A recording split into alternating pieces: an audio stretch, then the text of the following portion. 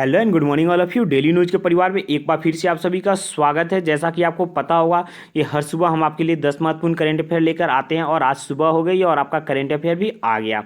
तो वीडियो को पूरा देखेंगे और आज डेट है 23 अगस्त 2020 और आज का पहला प्रश्न, अंतर्राष्ट्रीय धर्म और विश्वास के आधार पर हिंसा के कार्यों के पीड़ित को मनाने का दिन यह किस दिन मनाया जाता है। आपके पास चार ऑप्शन दिए गए हैं और आपका सही जवाब हो जाएगा ऑप्शन बी, यानी इसे 22 अगस्त को मनाया जाता है। और इसे मनाने का मुख्य उद्देश्य है कि जो पीड़ित है यानी धर्म और विश्वास के पर जो पीड़ित हैं, जो अपमानजनक कार्यों से बचे हुए, उन्हें सम्मानित करने के लिए इसे मनाया जाता है।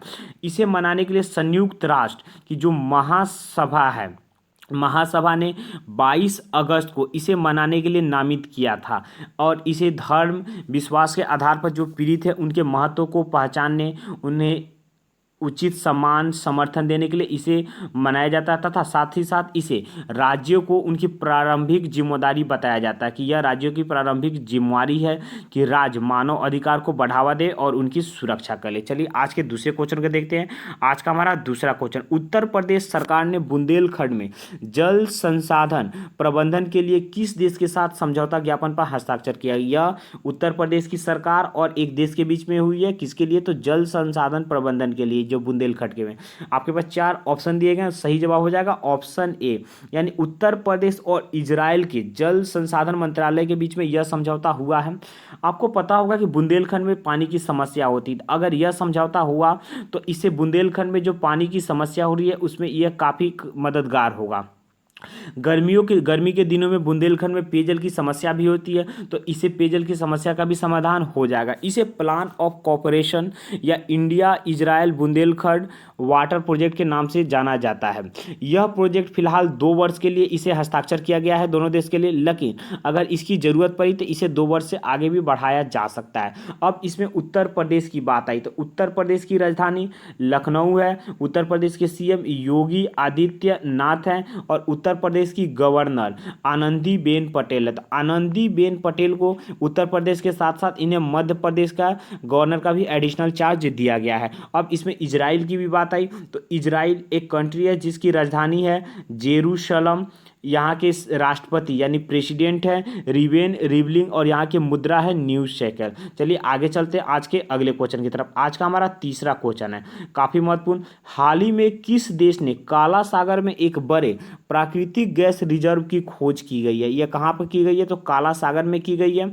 और किसकी खोज की गई? तो प्राकृतिक गैस रिजर्व। और किस देश ने इसकी खोज की गई है? तो इसकी खोज की है ऑप्शन डी, यानी टर्की ने इसकी खोज की है। तुर्की भी इसे बोला जाता है।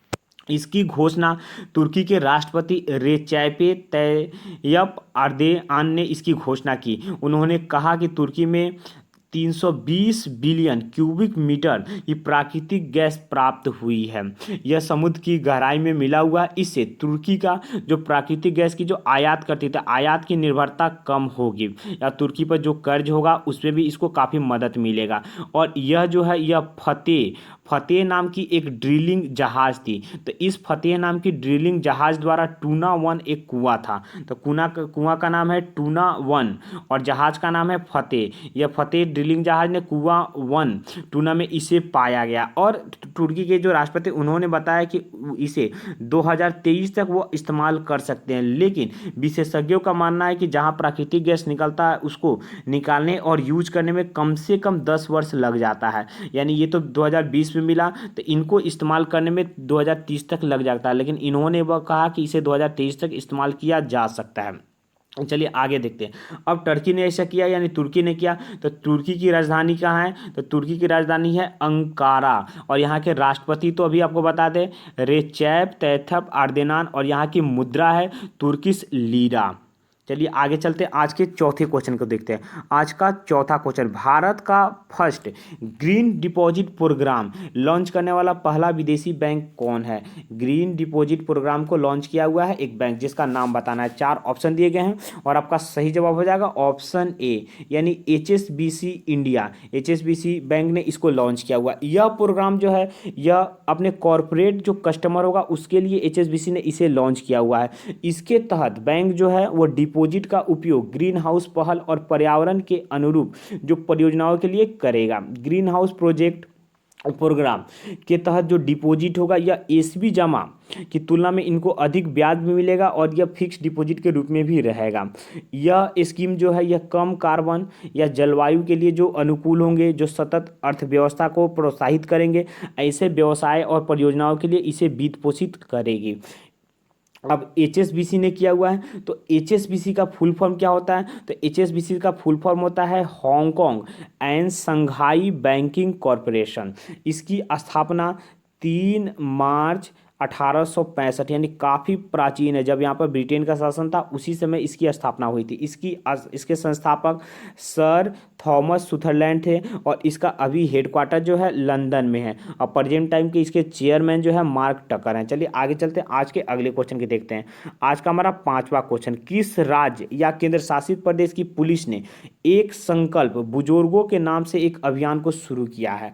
आपके पास 4 ऑप्शन दिए गए हैं और आपका सही जवाब हो जाएगा ऑप्शन सी, मध्य प्रदेश। फिर से आप सुनेंगे, अभियान का नाम क्या है? एक संकल्प बुजुर्गों का नाम। आप इतने दिन से पढ़ रहे होंगे तो आप देख रहे होंगे कि मध्य प्रदेश की सरकार काफ़ी एक्टिव है, हरदम कोई ना कोई अभियान को वहाँ पर शुरू किया जाता है। तो इस अभियान का नाम है एक संकल्प बुजुर्गों का नाम। इससे आप समझ पा रहे होंगे कि यह जो अभियान है यह बुजुर्गों पे डिटेल है। तो चलिए आगे देते हैं। मध्य प्रदेश की जो पुलिस है, कहाँ की पुलिस? तो छतरपुर की पुलिस है। इन्होंने राज्य में जो कोरोना वायरस है, कोरोना वायरस के दौरान इसे चलाया जा रहा है और इसमें पुलिस जो है वो बुजुर्ग व्यक्ति या जो असहाय व्यक्ति है उनको भोजन से लेकर स्वास्थ्य तक की देखभाल की जा रही है पुरुषों, मतलब पुलिसों के द्वारा। तो यह बुजुर्गों और असहाय लोगों के लिए एक वरदान की तरह यह अभियान है। उनको खाद्य सामग्री भी दिया जा रहा है, उनको दवा भी दिया जा रहा है, उनको आवश्यकता की हर चीज़ दी जा रही है पुलिसों के द्वारा।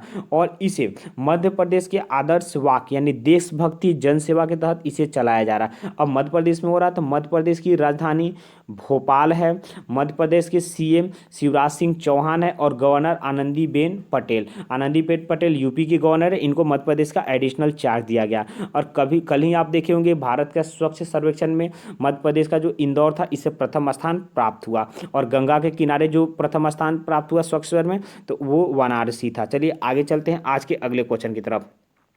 आज का हमारा 6ठा क्वेश्चन, उस कंपनी का नाम बताइए जिसने भारत में कोरमो जॉब ऐप को लॉन्च किया हुआ है। क्या नाम है? कोरमो जॉब ऐप को लॉन्च किया हुआ है। आपके पास 4 ऑप्शन दिए गए हैं, आपका सही जवाब हो जाएगा ऑप्शन ए, यानी गूगल ने इसे लॉन्च किया हुआ है। यह ऐप जो है यह नौकरी लिस्टिंग ऐप है, यानी इसमें नौकरियों का लिस्ट रहता है।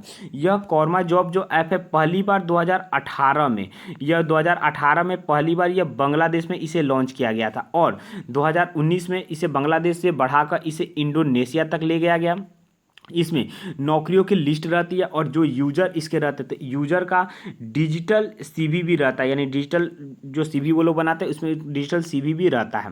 यह ऐप जो है, जो नया ऐप आ रहा है क्या, कोरमो जॉब ऐप, यह माइक्रोसॉफ्ट की लिंक्डइन या इंडिया का नौकरी, टाइम्स जॉब जैसा ही यह है, नौकरी मतलब सर्च करने के लिए मदद करेगा। और ऐसा माना जा रहा है कि यह माइक्रोसॉफ्ट की लिंक्डइन और इंडिया के नौकरी या टाइम्स जॉब से भी ज़्यादा पॉपुलर होगा, यानी सबको पीछे छोड़ने वाला है यह ऐप। इसमें यूजर के प्रोफाइल के आधार पर, जो यूजर है उन्होंने अपना जैसा प्रोफाइल सेट किया हुआ है तो उनके प्रोफाइल के अनुसार से उनको नौकरी खोजने में मदद करेगा और उनके प्रोफाइल से मैच करेगा।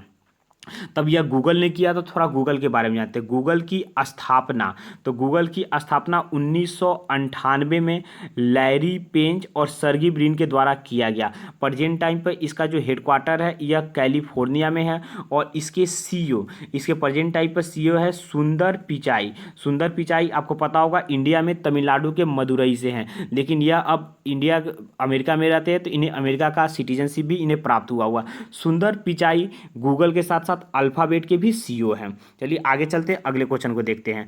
आज का हमारा 7वां क्वेश्चन काफी महत्वपूर्ण है।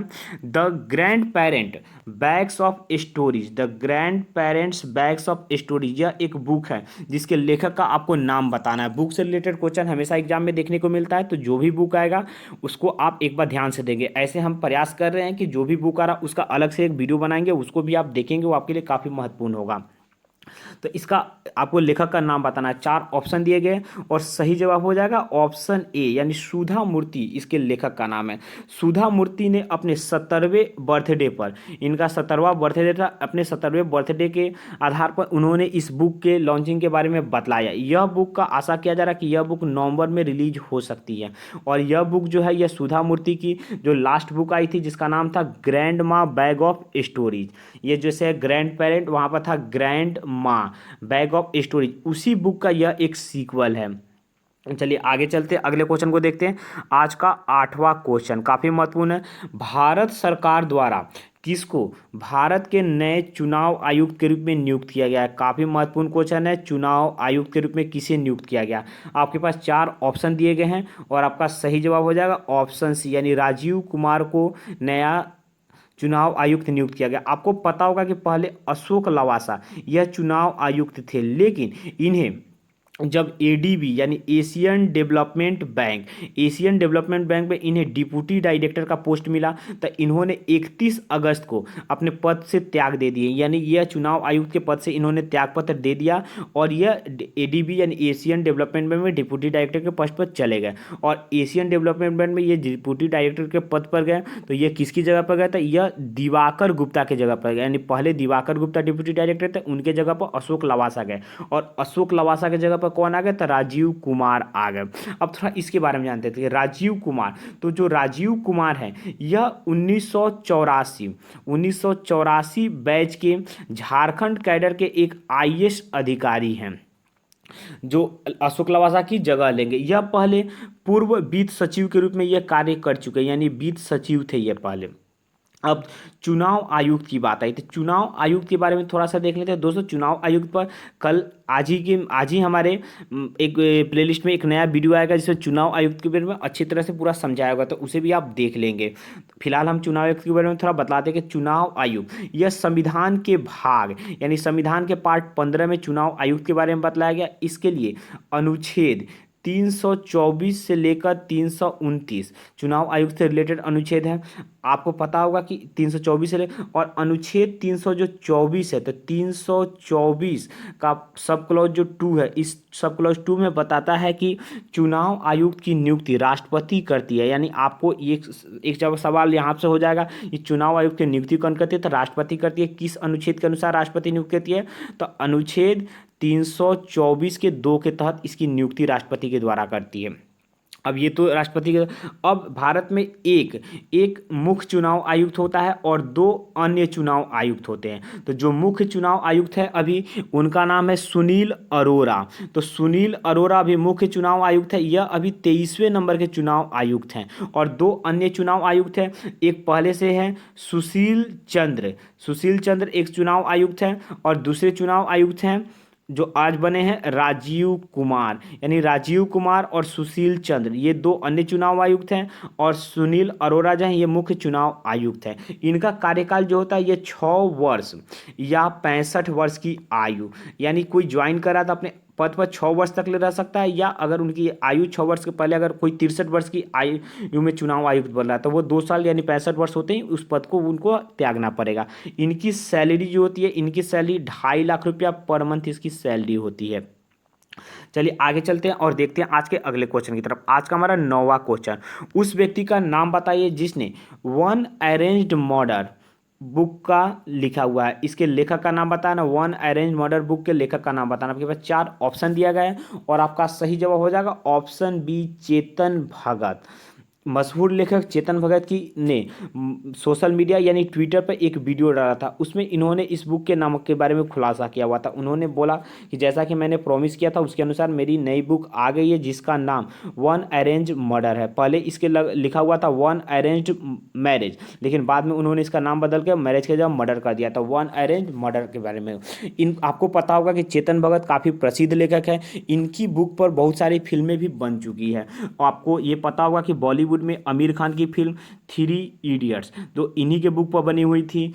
सलमान खान की फिल्म किक इन्हीं के बुक पर बनी हुई थी। और 2 स्टेट जो आलिया भट्ट और अर्जुन कपूर की फिल्म है वो इन्हीं के बुक पर बनी हुई थी। हाफ गर्लफ्रेंड इन्हीं की बुक पर है और एक और हाफ गर्लफ्रेंड इनके बुक पर था। बना हुआ ये सब मूवी था। और सुशांत सिंह राजपूत, इनकी मूवी थी काय पोछे, वो भी चेतन भगत के नोवेल पे ही वो फिल्म बना हुआ था। चेतन भगत, इनका जन्म 1974 में दिल्ली में इनका जन्म हुआ था। यह इंग्लिश भाषा में अपना नोवेल को लिखते हैं। यह आईआईटी दिल्ली से बीटेक की डिग्री किए हुए हैं और आईआईएम हैदराबाद से इन्होंने एमबीए किया हुआ है। इनका कुछ और बुक है जो आपके लिए जानना जरूरी होगा, तो उसे हम बताते हैं। 5 पॉइंट समवन इनकी एक बुक है, काफ़ी प्रसिद्ध बुक है 5 पॉइंट समवन। 2 स्टेट्स इनकी बुक का नाम है। 3 मिस्टेक्स ऑफ माई लाइफ इनकी बुक का नाम है। और हाफ गर्लफ्रेंड, ये सब काफ़ी प्रसिद्ध इनके बुक हैं। चलिए आगे चलते हैं, आज के 10वें क्वेश्चन को देखते हैं। राष्ट्रीय राजमार्ग के किनारे वृक्षारोपण की निगरानी के लिए एनएचएआई ने कौन सा अभियान शुरू किया हुआ? आपके पास 4 ऑप्शन दिए गए हैं और आपका सही जवाब हो जाएगा ऑप्शन सी, यानी हरित पथ को। ये किसके द्वारा शुरू किए गए? तो एनएचएआई के द्वारा शुरू किए। अब आपको ये समझ में आ रहा होगा कि एनएचएआई का फुल फॉर्म क्या होगा। तो एनएचएआई का फुल फॉर्म होता है national highway authority of India. इसने हरित पथ की शुरुआत की है। थोड़ा इसके बारे में जानते हैं। केंद्रीय सड़क परिवहन एवं राज्य मंत्री ने हरित राजमार्ग के निर्माण की सुविधा के लिए इस मोबाइल ऐप को लॉन्च किया हुआ है जिसका नाम है हरित पथ। उन्होंने सड़क निर्माण में आधुनिक एवं हरित टेक्नोलॉजी के उपयोग पर जोर दिया हुआ है। इस ऐप में वृक्षारोपण की परियोजना के तहत प्रत्येक वृक्ष के लिए स्थान की किस जगह पर कौन सा वृक्ष लगाया जाएगा, उसके विकास के बारे में, वृक्ष की प्रजाति के बारे में, उसका रख रखाव गतिविधि, यानी हर चीज़ इस ऐप में आपको मिल जाएगा। अब यह एनएचआई के द्वारा, तो आपको पता होगा कि एनएचएआई ने पहले हरित भारत संकल्प को भी शुरू किया हुआ था, जिसके तहत उन्होंने 25 दिन में 25 लाख पौधे लगाए हुए थे। दोस्तों आज का वीडियो यहीं पर खत्म होता है। यह वीडियो आपको कैसा लगा? अगर वीडियो आपको अच्छा लगा होगा, वीडियो अगर आप इस वीडियो से कुछ सीखे होंगे तो वीडियो को लाइक जरूर करेंगे।